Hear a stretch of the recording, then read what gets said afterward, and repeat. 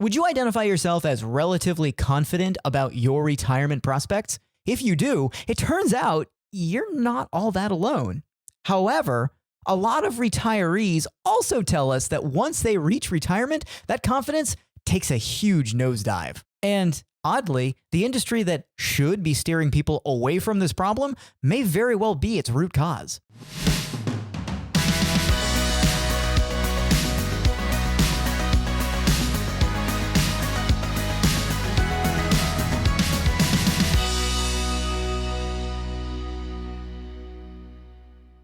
Hi, I'm Brandon, host of the Yield to Reason podcast, a show that's dedicated to helping you shift away from the useless task of investing for pure accumulation and towards the goal of investing for income generation, because at the end of the day, that is the path, the surest path to financial independence. So let me throw some statistics at you.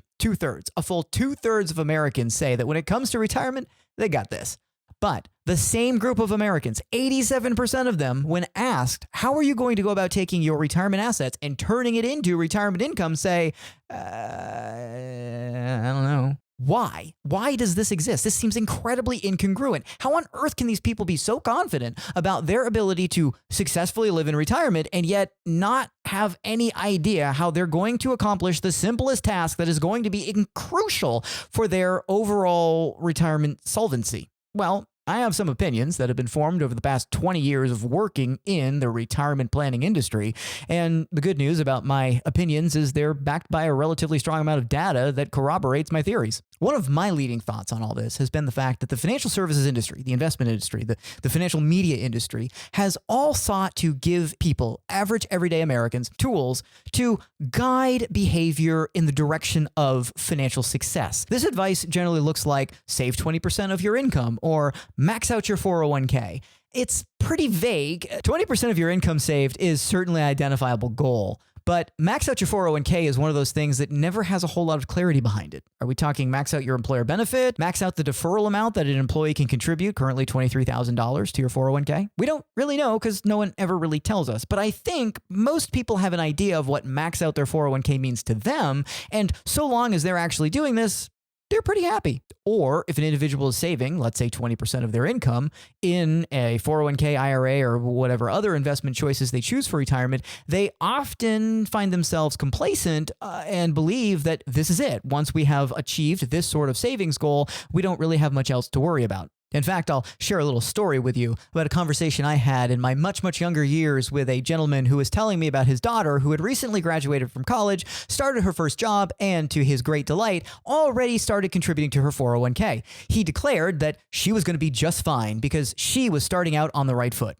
I, in my much younger and far, far less socially adept years, decided to tell him that that alone was not going to be indicative of her true financial success. And while I do believe quite forcefully still today that I was right about that, he did not agree. So the problem as I see it is that there's a number of people who start to do things that they think are virtuous because they read half an article while waiting for the dentist, and they hit a certain number of savings rate-wise, and everything's going to be fine. The other side of this are the individuals who find themselves in the pleasant position of having more money accumulated than they thought they would have by now or ever.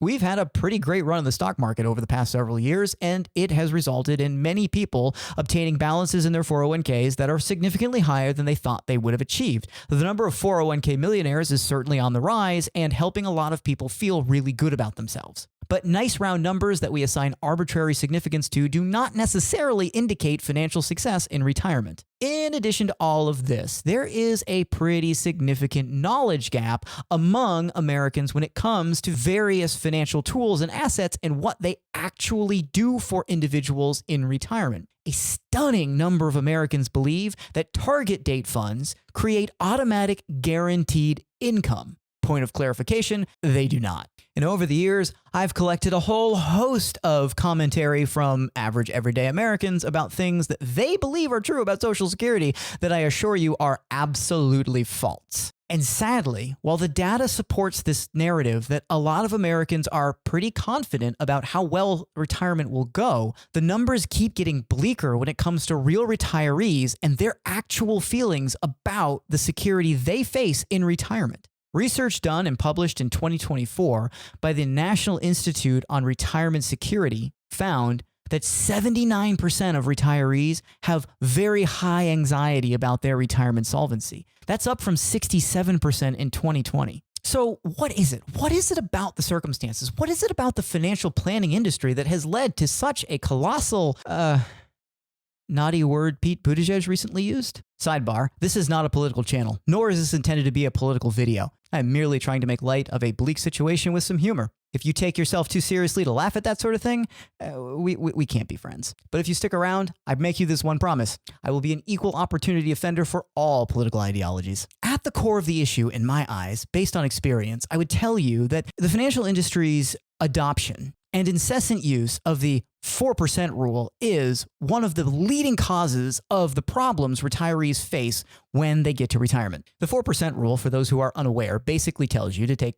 your retirement assets, put 60% of it in stocks, 40% of it in bonds, withdraw 4% of that balance the year you retire, and you'll probably never run out of money. I can promise you there is a decent amount of math that backs this up to say that you probably won't run out of money. But what I can also point out is the glaring deficiencies that this approach has to most people in practical terms when it comes to figuring out their retirement solvency and living the life they want to live. Is 4% of some arbitrary balance that you arrive at on the day you retire going to be enough to generate the income you need to live the lifestyle that you've become accustomed to? Who knows? Will there be necessary revisions if there's a big market correction to this 4% withdrawal rate? Probably. And if you're trying to work backwards and figure out what the actual balance you're going to have on the day that you retire to withdraw 4% from, how do you go about doing that? There's an answer to that. It's actually not that complicated for some of us. But for a number of Americans, it's a daunting task. And even those of us who are really good at figuring out have to admit that there's a whole lot we're taking for granted in terms of the information that's at our disposal, and we might be wrong. Here's the other thing that I've come to realize after all my years in this industry. You're probably better off than you think you are when it comes to your retirement prospects. The issue is that nobody has ever shown you that there are tools that you have freely at your disposal to generate all of the income you probably need and then some and live very, very happily. All you have to do is realize that these investments exist and shift your thinking away from what is this going to grow to if I invest into this asset and towards what am I going to start earning if I invest in this asset.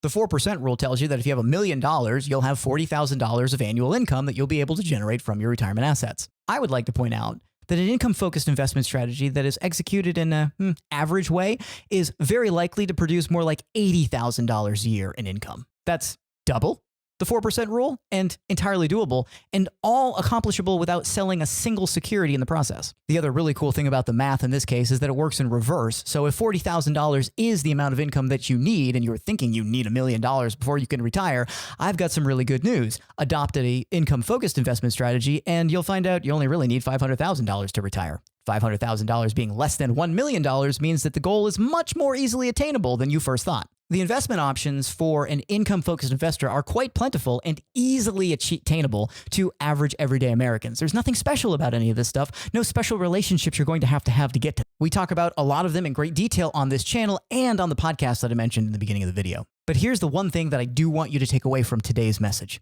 There is a very, very clear path to achieving the income that you need in retirement. To the people who do feel kind of confident about their retirement prospects based on their saving rate or what has happened inside their 401k, given the boom that we've experienced in the stock market over the past 10 plus years, you should probably continue to feel confident. And also know that there are a number of assets that you can use today. You don't just have to wait till you're retired to start building a plan towards financial freedom through passive income. And once you start moving in the direction of this thought process, you're going to start worrying a whole lot less about what the value of your shares is and begin to concern yourself a lot more with how many of them you own and how much income you're collecting from each one. And when you focus your attention in that direction, you're also going to find that market corrections cause a whole lot less anxiety. Because when the value of shares goes down and all you have to bank on is how much those shares are worth in the pursuit of selling them later at roughly 4% of the balance to generate income, things get a little scary.